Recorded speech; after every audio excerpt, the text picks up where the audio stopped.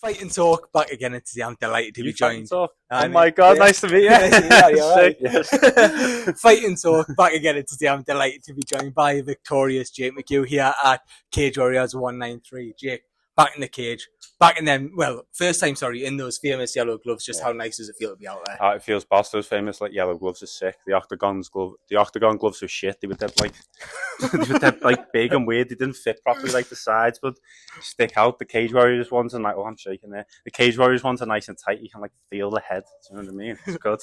But it has been a long time for you since you've been in that cage, making that walk. Just the feelings, just the moments before. Can you walk us through just what that was like? Them minutes, them seconds before you were getting in there and that bell goes. Yeah, definitely. So with the time off that I've had, I haven't just done nothing. I've put a lot of time and effort into building a routine so that I can enter flow as best as possible before I enter the cage.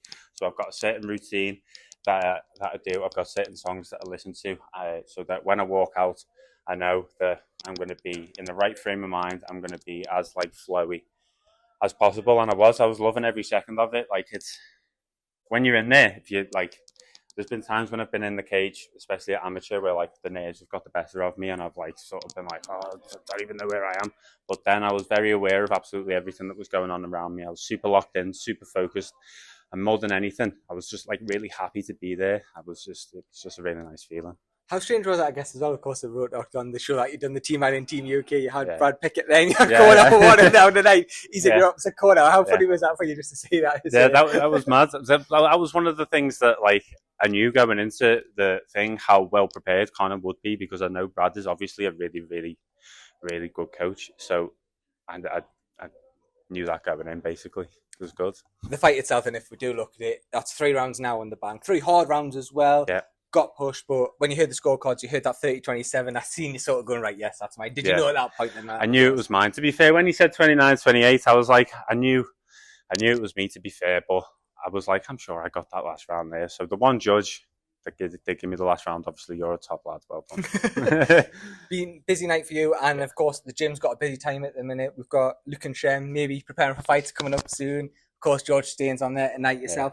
How nice is it for you to have the likes of you and Staines both preparing for a fight on the same night? You're going through the same emotions together. You're cutting the weight together. You're getting down there. How much of a difference does it make having a teammate in there training for the same goal on the same date? Do you know what? It makes a really, really big difference. I've known George a little while now, where we competed on the show together, and I've been aware of him for a long time. Honestly, before we were on the show together, he probably didn't know who I was, but I knew of him. He was the best featherweight amateur in the country. So it's not I had my eye on him, but I had a lot of respect for him, and I'd watched him, and I was fuck, he's good. And then we were on the show together, and then we found that we had a lot of the same interests, and we clicked, and we've got actually grown a really good friendship. So where we prepare for these fights together, where we were on Oktagon together, it's really nice. It's really nice to have a teammate there, and it's especially when you're fighting on the same night, you can talk to each other. You can be what's your weight? How you feeling?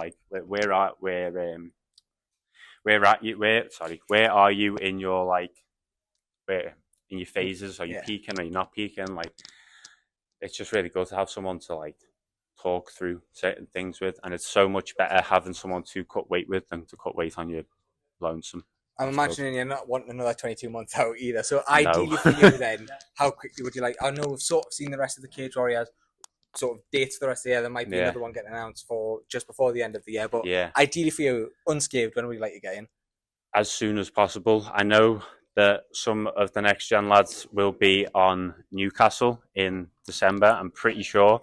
So I'm not sure if all of the next gen slots are full though. So if you want to see me in Newcastle, you've got to get on the comments or whatever, and you've got to beg Cage Warriors to give next gen another slot so I can fight. Do that. No. What's it been like? Look, Scousers, Geordies, I feel we're very similar in terms of people. They're both mental. What's your experience been like up in Newcastle? I know you said you're going out tonight. What you got planned? No idea where I'm going. No idea what's happening. I'm pretty sure we were out in Gaytown last time. It was sick. We didn't realise we were in Gaytown, so we were in the thick of it. It was boss. It was sick. Do you know what? A load of I don't know if he's just got a lot of fans, but loads of people booed me as I came out. I wasn't expecting it. I was like, whoa, you little rats. But just spattered to the mic there, sorry. We're very similar people. I think the Geordies are a little bit more on the loopy side, but